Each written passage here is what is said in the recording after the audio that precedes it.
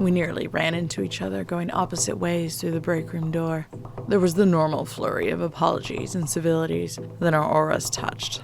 He was a slender man, hardly more than a boy, and eager to be seen as strong. Long hair dyed black, a rough growth of stubble on his chin, and striking green eyes. And a desperate, vampiric nature that recognized the Psy-Vamp in me. I'm stared at and lusted after all the time. In a world of tiny girls trying to be blonde and generic, a black-haired Valkyrie turns heads. He was no exception, especially since my tits were right at eye level. Very few people react with the mix of longing and awe and need that he did. His entire being begged for my attention, even as his mouth hung open. The poor thing was almost too pitiful for words, but the presence of Predator made my skin prickle and drew out my hunger. The quick dilation of his pupils said he felt the same thing. Grabbing his ponytail, I pulled him with me into an empty conference room.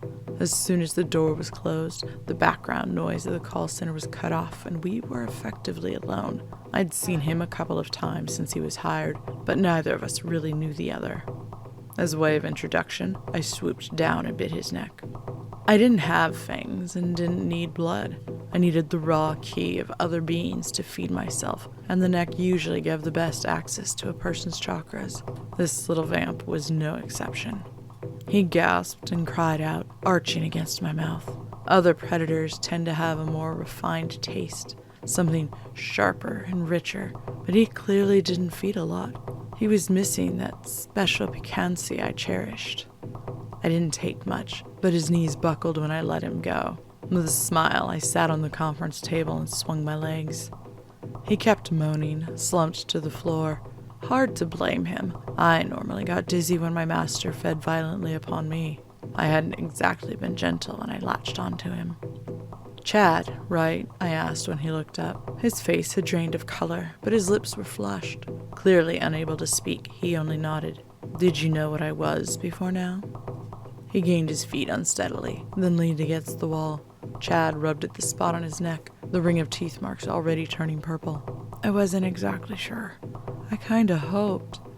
Something in his voice bothered me. He had an obsequiousness that didn't match the pride a Psy-Vamp should have. "Do you even know what you are?" Chad looked wounded, but lifted his head proudly anyway. "I'm a vampire." I bit my tongue to keep my snarky reply inside. He was trying real hard to be a vampire. I'd seen the gothy cross under his shirt and the battered copy of Anne Rice novels on his desk. He wore his status like a chip on his shoulder, and then probably wondered why everyone was creeped out by him. "Has anyone ever trained you, worked with you?" I asked instead. The desperate longing filled him again, and I instinctively wanted to push him away. "No, Chad touched his neck and blushed. "I've never met another vampire. I learned from the books, but it's hard." He lowered his eyes. I'm real hungry and weak." Pity stirred. He really was just a kid, lost and alone in a world that didn't understand our kind, making his way as best he could, taking any knowledge he could find, even if most of it was wrong. I crossed to him. "Listen, I can give you some pointers, and I can help you out a little, but you can never feed on me, and I'll never really be your trainer." "Why not?" His voice rose in pitch, and he grabbed my wrist. I touched the bite mark, stirring energy in his system, because that much intimacy creates a bond. "And if we bonded, my husband would kill you." I grinned. "He's a jealous master." Chad managed to swallow his sadness and smile back. I guess I'll take what I can get." "Good. Let's start with your clothes." Thanks for watching. If you enjoyed, please hit the like button. Don't forget to subscribe, share with others.